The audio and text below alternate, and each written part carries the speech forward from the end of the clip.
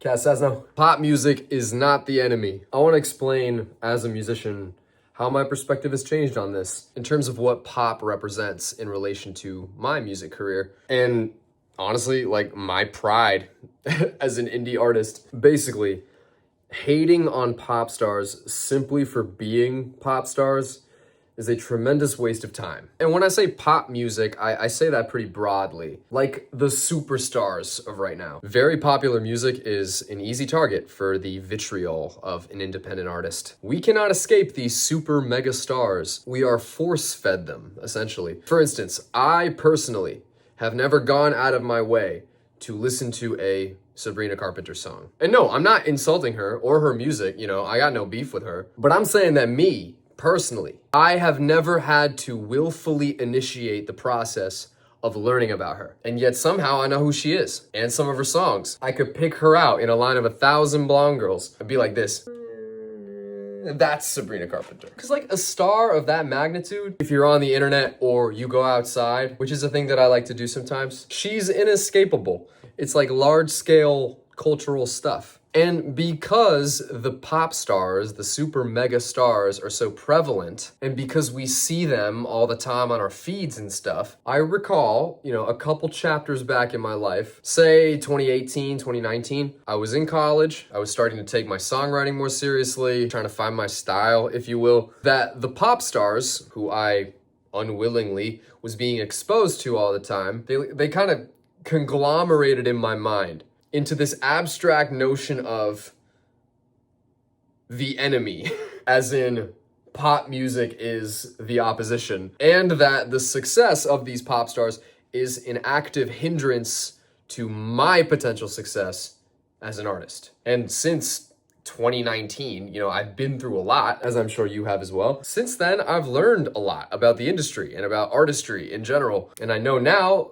that notion was bullshit. Pop music is not the enemy. But allow me to explain where I think I was coming from at that point, and maybe to discourage anybody from falling into the trap that I did with pop music. To simplify it, it was a manifestation of adolescence and insecurity about my inexperience. At the time though, in my mind, I turned it into something loftier and bigger, and more deranged, if we're being honest, of these pop stars who I deem unworthy are negative influences on the culture on account of their lack of inspiration and innovation, and that they are using their sizable platforms for ill, feeding the masses mediocrity and lowering the culture's taste, and are thus making the world a harder place for the quote-unquote real artists. I know how ridiculous this all sounds. I understand now that what I was doing was imposing my own standards of art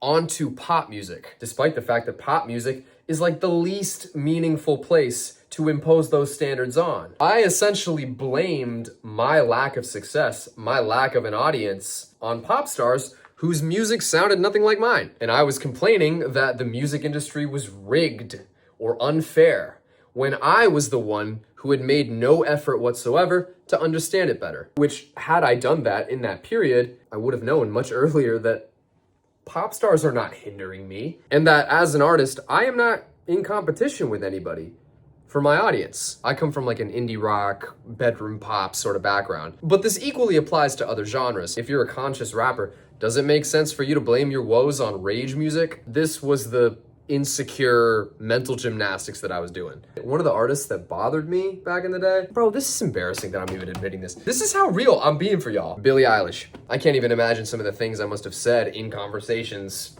in that period. Billie Eilish is overrated, bro.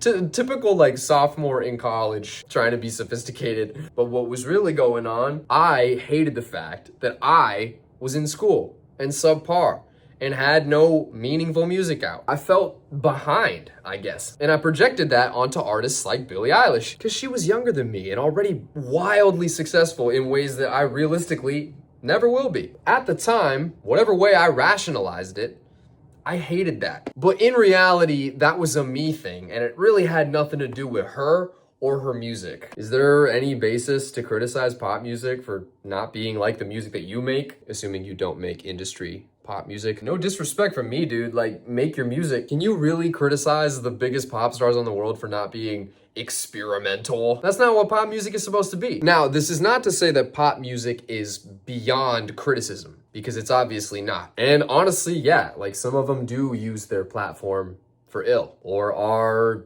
not good people. I think those discussions are always valid and you should have them. But my conundrum as a college-age songwriter was not the fault of lowered cultural taste. It was simply that I had not put in enough work. And if I had thought about it even a little bit harder, I would have noticed so many helpful things that people like Billie Eilish had done right for the benefit of their career that could just as easily be applicable to my career. Anyway, yeah, maybe this isn't a very profound video, but some lore never hurt. Pop music is not the enemy. Check out my music. Love ya, bye.